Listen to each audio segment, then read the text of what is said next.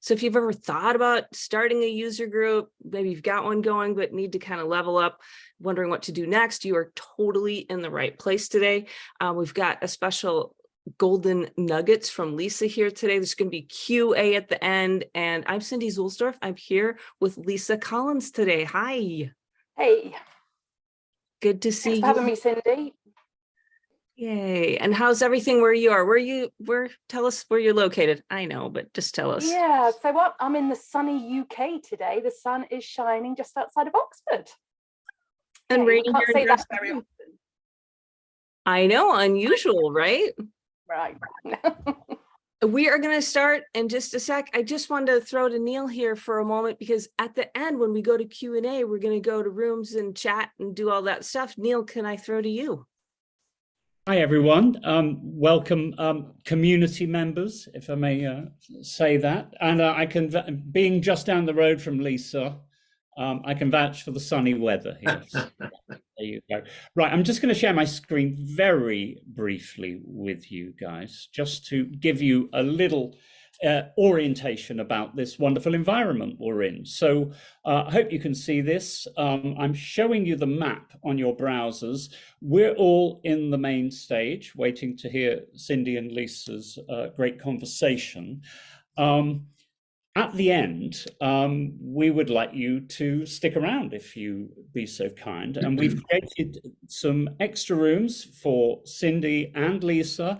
If you wish to continue the conversation with either or both of them, you can move very freely around the site. Say you wanted to have a chat with Lisa after the conversation, just click on Lisa's room on the map or on Lisa's name on the speaker zone.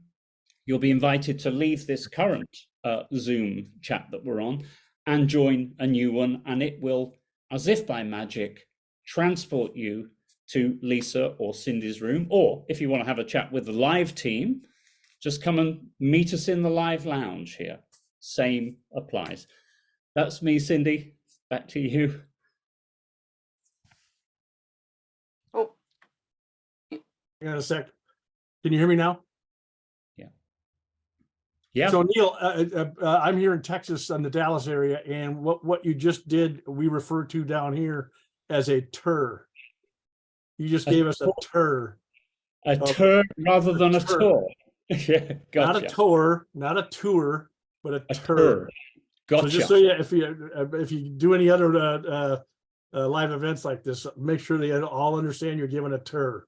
Well, we need to make sure that if we have any Texan visitors there, we'll definitely do that. But thanks very much. My education. My pleasure. Yeah, thanks very much. Wonderful. I'm going to stop sharing. Over to you, Cindy. Thank you. Thank you. That's perfect. Thank you, Neil. Appreciate it so much. All right, let's get right into it, because Lisa Collins knows all there is to know about how to build and maintain thriving user groups. And when we were talking about this, you gave this great example of a company that was trying to get something together and the steps they took. Can you tell us about that? That was an awesome story. Yeah, so this was some time back, and I have to get my stats right here. So Dell, they created a community called Ideal Storm, and their stats said that their members spent 50% with them more than non-members, and their purchase frequency, I've got to get this right, was 33% higher than those outside. But it wasn't just about the purchases being made. The ideas that community group generated as a collective, so it was going back to the R&D teams, generated hundreds of thousands of dollars in revenue over a large period of time. So it's not just about the revenues that these community members give you directly, but it's also about the ideas to try and expand your offering. And I think that's super exciting. I love that so much. And there's tangible ROI right there for sure. Because sometimes when we're doing marketing communities, that kind of thing, there's a big discussion about attribution and ROI, which can be tricky to track and quantify. But that story is such a great example. When people come to you asking about, hey, I want to start a user group, which people have come to me and said that, and I've sent them over to you because you're the one. What are they trying to solve? What is the main goal that they have usually? The key thing is about understanding their customers, and really engaging with them more. There's so much noise out there. And I think I put it in one of my LinkedIn posts, marketeers are really trying to engage with their customers, and sending an email, and click rates and open rates are really quite low. So creating a community, and this new community-based marketing buzzword that's going around at the moment really seems to be getting that engagement moving, not necessarily with the people making the buying decision, but the people actually using the solution, the service, the piece of kit. That's what they're trying to achieve there. Yeah, so is that the main reason why somebody would dig into community-based marketing? I think so, and to understand their customer needs and wants. Some people come and think, oh, it's a little bit scary getting all of our customers all in the same room together. And I think you've got to overcome that, because in actual fact, yes, they may have some negative bits of feedback to begin with, but they're all great things that you can build on. But once you overcome that and hear what they're saying and hear what their needs are, it makes a real big difference. So those are some of the, reasons that they're coming and saying, we need to create a customer forum. We need a new way to engage. We need to feed information back to our R&D teams. And we really need to understand how to engage these people further. That makes so much sense. And what you're saying is, some types of marketing, people just aren't engaging with them. And when we understand what people care about, what matters to them, then whatever that medium is, community-based marketing or other things, when we understand them, then it's more of a conversation and we're working together, because it's crazy to kind of throw marketing stuff out there that just doesn't matter to our perfect customer, our clients, the people that we want to connect with. And Agreed. so, yeah. And it is a complete change in mindset. Marketeers have been asked so many times for leads. They want the sales team want leads from a marketeer, and they want to be able to translate those leads into sales. Whereas this approach is slightly different. It's really getting down with the person using. So they go back and they become real big champions of what you offer, and then go back to the purchaser, the one making the decision to say, we really need this in our organization. So we're going to be on for another 10-ish minutes here. And in that time, we're going to cover so much great stuff. And one of the pieces that we've got for you is Lisa had put these golden nuggets together for you. And let me just pop that link in for you. How would someone get started? So say someone phones you up and goes, so I want to start. What should I do first? What would you say? I think the clear thing is, why do you want to do this? You need to have your objectives. What is it you want to achieve at the end? And I'd always say, in terms of start small. You don't need a huge, great big group of people for this to be successful. Start with a small test group, and then grow from there, and other people will want to join. So many people get worried that they haven't got, a community en masse, those user groups en masse, but starting small is definitely the right way to go. And then you can change some of your approach to then bring a wider group in.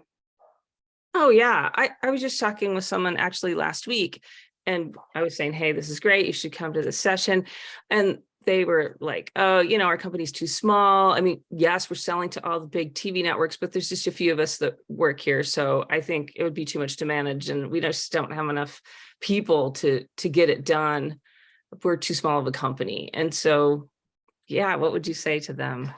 Oh, look, I'd love to have my own user group, and there are only 3 of us in my organization. So you're never, ever too small. The one thing I would say is, when you're setting up a user group or a forum, you do need somebody dedicated to lead it, and you do need somebody there. It can be resource heavy. You need to be providing those touch points for your user group or your forum to engage, be that through content, events, however you want to do that, but it can be slightly resource heavy. Does that mean you need a full-time person that's doing this type of work? What do you think? I don't think, once you've got your user group in place, you don't necessarily need a full-time person. If you've got a number of great customers that can be the champions and the ambassadors, and they can lead some of this for you, and they're likely to volunteer and do it for you. So I would say have a look at that approach as well. Oh, that makes sense. And so just tactics, like what would be like the first, second, third thing that I should do if I want to start my own user group? Yeah, so obviously the first thing is, why are you doing this? Okay. The second thing would be about getting buy-in from the senior people within your organization. You know, you really need your leaders to have bought into this, because you need to get them involved from time to time, and people want to hear what they've got to say. Yeah. Yeah. I think understand what your value proposition is for those people joining the customer forum or user group, whichever it is you choose to have.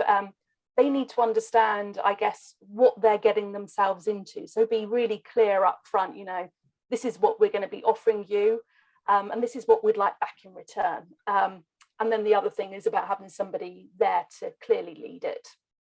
Gotcha. You want that face within the organization, you know, they're the person that leads our customer forum or user group, so the customers know who to go to. Right, because people buy from and work with and hang out with people they know, like, and trust, and so we need people. Yes, absolutely. And you know, well, most people on here know my background is membership, and I've worked within membership for the last 25 plus years, and I'm super excited that we can now use that model and bring it into the corporate world. You know, as business models change, and you know, that reoccurring revenue model that's now in place with many, this membership model and bringing it in as a customer forum or as a user group, I think is really, really quite exciting. If I were just going to go ahead and start that, okay, I'm going to get it done before IBC. I'm going to have my user group started, right? Would you plan an event? Would you plan a meeting? What would be the literal first thing you do with your people to get them engaged in it? Yeah, you know, if we're looking today, I think IBC is a great kind of, you know, end goal to be at. And I think you could probably get a group of people pre-IBC to talk about, you know, maybe what their needs and wants are at the show, what they're going to be looking for, and then bring them together in the room as well. Yeah, I definitely think that's a great end goal to be looking at, and definitely achievable. Do you think it's better to try to do something on site at a show like that, or would you set a Zoom coffee or meet in a platform like this on live? Like, how would you do it? Yeah, I think every customer is different, and they're going to want to engage with you in different ways. There's lots of cool tech out there that you might want to use, but as we were saying earlier, you know, this live platform here is a great way to engage a community and have those initial conversations. But you can't beat from being with somebody face to face in the room. It doesn't have to be formal. You could just meet as a group for drinks and say, hey, we're part of this forum and user group. Great to meet you at a bar. It doesn't have to be anything too formal.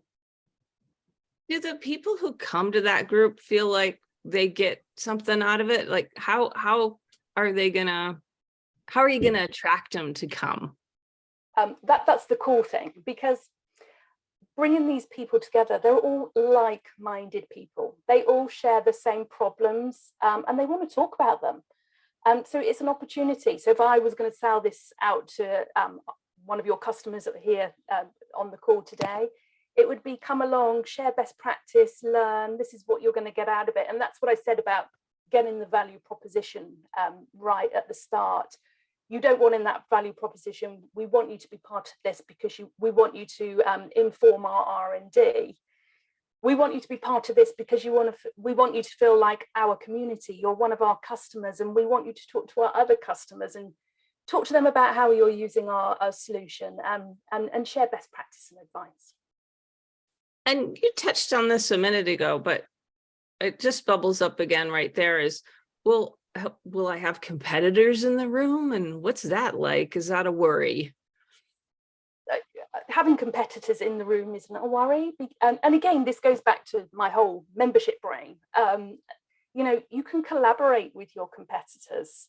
It may be that you might be able to partner up and solve a problem quicker. I think IBC's accelerator program is a great example of that. You know, companies coming together to solve problems for the better end user. So no, it definitely, if you get your messaging right, it's not an issue.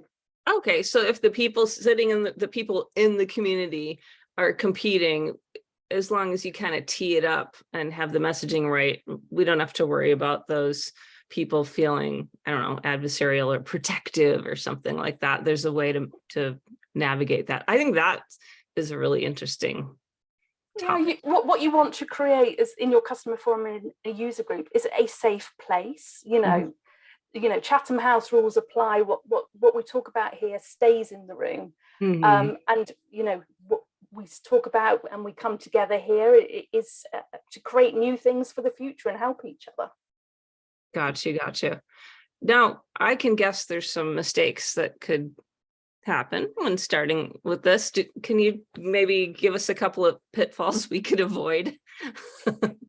Yeah, and you know, I've spoken to people within this industry about that they've got this customer forum, customer user group, and I've said, what is it you do with them? You know, what is the value proposition? Well, we get them on a call and we talk them through all of our new products and services. That is the biggest cross, I would say. You know, the big thing you want to do is make your customer forum and user group about your customers. This isn't a sales opportunity. This isn't your opportunity to sell. This is your opportunity to learn and understand their needs and wants. It takes it right the way back to those basics, understanding your customers. So that's the key thing. Don't sell them. And then the second thing for me would be if they're giving feedback and you don't act on it, or you don't go back to them to explain things, that's another, you know, thing to avoid. You want to go back and explain and take on board the feedback that your customers are giving. I love that. That makes so much sense. And those would be things that, you know, I could see how someone could fall into those mistakes, because people fall back on pitching and talking about product when maybe they aren't comfortable or don't know what direction to head, instead of the whole 2 ears, you know, 1 mouth. Let's listen to what they want to say. And, you know, big thing that we work on with all our different marketing stuff is what's in it for me, the whole WIIFM, because not me, but our customers, what's in it for them?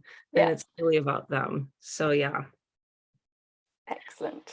Oh, what do you think the sort of top ways to get testimonials and that type of engagement testimonial thing is? Because I know you said that was a really cool piece of this. Yeah, and I know you work with clients, and clients are asked so many times, can you come and speak on stage? But you need to bring a customer with you. And 9 times out of 10, your client, Cindy, my client, would say, oh, we haven't got the authorization from our customer. We can't get up on stage and talk about that. Right. And I think by using your customer forum and your customer user group, you're creating different relationships with these people. They haven't just signed a contract and you've delivered. You've built a deep and meaningful relationship where they're more likely to offer a testimonial on a product, service, or solution, or actually get up on stage and talk about, you know, the pros and cons and how they've seen it, a difference within their organization. So definitely think this is a route to be able to achieve those sorts of things. I am just popping the link to your Golden Nuggets PDF. The chat. There's some great reading in there, and there's also some great charts in terms of, you know, great models on how to achieve some of these customer forums and user groups as well. I love that. So we're going to go to Q&A in just a minute here, but if somebody just took away one thing from this today, what would be that one thing that you'd be like, if you only hear this one thing, it's... Oh, now you've put one on me, Cindy. Start. do start. Don't be scared to start something. And I know there are some individuals on here that have already made a start, and I think that's super cool. But there are different ways to bring your community and your customers together. And it doesn't necessarily actually have to be around talking about a product, service, or solution. I know, I hope I'm allowed to say this, but Julie on the call is setting up her customer forum and user group.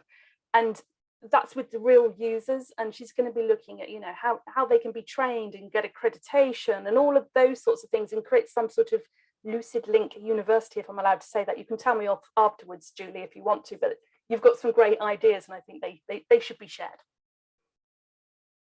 Wonderful. Well, so we've dug into, this was like fire hose, awesome info, how to start, the way to turn people into, advocates, raving fans. You touched on that. Is your company the right size? Talked a little bit about tools and software, mistakes to avoid, getting those testimonials. So a lot of great stuff there, plus your nuggets. Do we have questions? Are there questions that folks have? Just unmic, get in here. Let's open your mic up and ask us some things. What do you got? Anybody? Who's doing a user group or customer group right now? Anybody on here doing that? Come on, Julie, talk about what you're doing, because you're doing some cool stuff. So I do a few things. I'm with Lucid Link, and we have, when you talked about the university or the badges, that's from a partner perspective, that we actually, when the partners go through some training, and these are, resellers that are selling our product, we find like you just really have to experience it in order to amplify the message, right? So we set up a portal, and they're doing training, and they get badges when they do the training. And it's really quite simple, but it's just getting them to move forward in that direction. And again, this is more of like the reseller aspect. Other things we do in a less formal setting, and I'm going to formalize some other things this year, is just, we hold a lot of customer dinners when we're at around large events. For example, following up on MPTS, we had 20 people for dinner. And we had all the big boys and girls there. And it was amazing. And a couple of I'll tell you a trick I do. I started this like really impromptu, started it in Hollywood, but it's a question that I ask, and I'm like, where are you from? What do you do? And what are you grateful for? 'Cause, like you do that around the family table sometimes with kids, like, what are you grateful for? Your parents, right? That we did this, and they ended up talking about how they're using Lucid Link, what they're grateful for. We have prospects in the room. We even had someone from Amazon Studios one time swear and go, are you flipping paying these people to say this? But it's so we bring them together, not to do a complain, bitch and moan, session, but rather, come have dinner, celebrate, and get to know our customers better. And I find like that's golden. I'm in touch with the customers all the time. So those types of things, when you gather them together, and just, again, you're there to have a great meal and drink up, and they share stories with each other as well. So it is that community at a very high level, based on the customers that we have. Yeah, I like the badge idea as well, Julie. It really gives them a sense of belonging, and they feel like they're part of something. Exactly. Because we've seen what's really kind of cool. We've seen people say on job descriptions, you need Lucid Link experience. I'm like, wow, that's cool, but it doesn't take much, but the badge idea, so they know really what's, they're certified. They've gone through some little bit of training or videos at least, so they know, how to explain the product, I would say. I love that so much.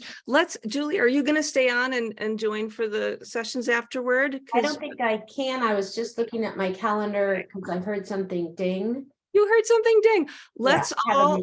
Sorry. I love the info that you shared, because real life stories is it. That's so good. And so I think since Lisa, Julie, you work together, any questions anybody has about that, let's take that now to the QA area. and I'm putting the link, I think this is the right link in the chat here on where we can meet.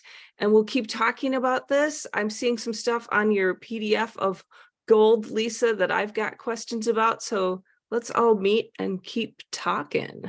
Sound good? I have to bugger off. Did you That's hear all good. did you hear where I've been at in the UK? I need to bugger off. So We understand. so I know, thank you. Yay, I did it right. But happy to answer any questions. I'm on LinkedIn, Julie O'Grady at Lucid Link. So nice seeing you all. You're in Thanks, great Julie. Lisa. Okay, bye. Thank you. Thank you. So Lisa, I've got some questions. I'm going to go into my conversation room and you go into your conversation room, and everybody else meet one of us there. You can move back and forth. And then I've got some questions I'm going to hit you up with too. Like, what do you do if someone's in a user group and it goes sideways? Like, I want to hear about that. So, all right. See you in the conversation rooms.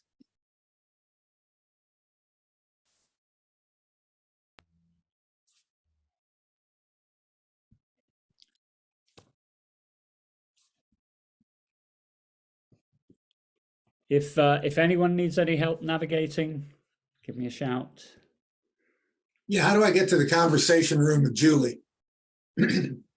No, Julie is gone, I'm afraid. Oh, not Julie. I'm sorry, with Lisa. Sorry, with Lisa. With Lisa, can you see your browser, Rich? Are you looking at, Yeah. On the browser, you should have a map of the event.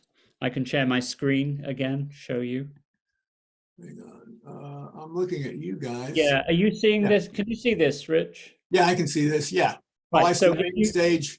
Okay, Lisa's there. Yeah, okay. click on that and I you'll just be have to go invited back to the- one screen. Yeah, Yeah. leave and Okay. join. You can fly around, yeah. Yeah, okay, good. Okay. Thanks, Neil. Yeah, No appreciate it. problem.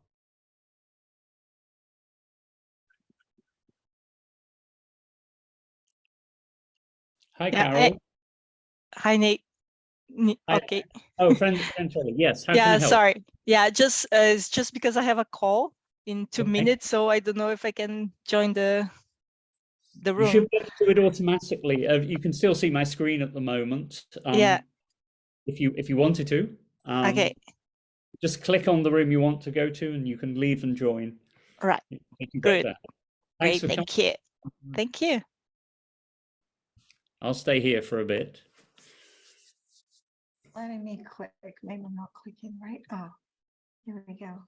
Yeah, so you need to, if you see the environment on your browser, you can just use that to navigate around the Okay. environment. How you doing, Rich? I'm good. How are you? Yeah, great. I just wondered if you were finding your way around okay. No, I'm trying to, so I should be able to go, hang on a sec. Maybe I can do this. Yeah, so Let me go to the other. Oh, okay, hold on. I think I click can. on Lisa or Cindy. And then I think it says something like openzoom.us and then join, leave and join or something. Okay, now I open that one.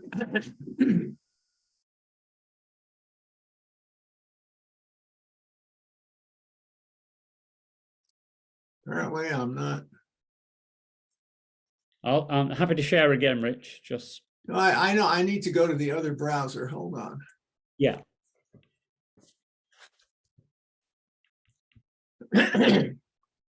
Joseph, are you okay? Do you need to get anywhere? I'm not even sure where I'm supposed to be. I thought I was there. Have you got your browser? I got it now, Neil. Thanks. Okay, Rich. Happy travels. Thank you. Yeah, Joseph, I'm showing you what you should be able to see on a browser. I guess I should be picking a speaker zone. Well, if you wanted to, I mean, this is entirely up to you, but if you wanted to go and have a further chat with Cindy, or you All right, can let me see. I think you can either use their names in the left-hand side or their icons here. where am I typing it? No, you're just clicking on it on your browser. I'm just showing you my browser here. Okay, so I have to go into my browser. Yeah, so we got a Zoom call and a browser. Yeah, there's two things going on here. And then you can either click on whoever's name you want or the icon All right, oh, I see this name, so let me click Yeah. on this. Click on a name. You should be able to open zoom.us and then Okay, I see it leave now. the It form. seems to be taking me there. Yeah, and then you should take you there. Great. Got him. I think the recording's still on this meeting. You shut it off, Well, it wasn't me doing it. So... but you're the host now, so you. we see this is all news. Hang on. Yep. Getting up to speed. Well, yeah, hang on. Where I don't have a, hold on 1 second. Stop recording. Right, so we need to cancel that out. That bit. Yeah, it's still recording, so you need to. There should be. I've just hit stop record.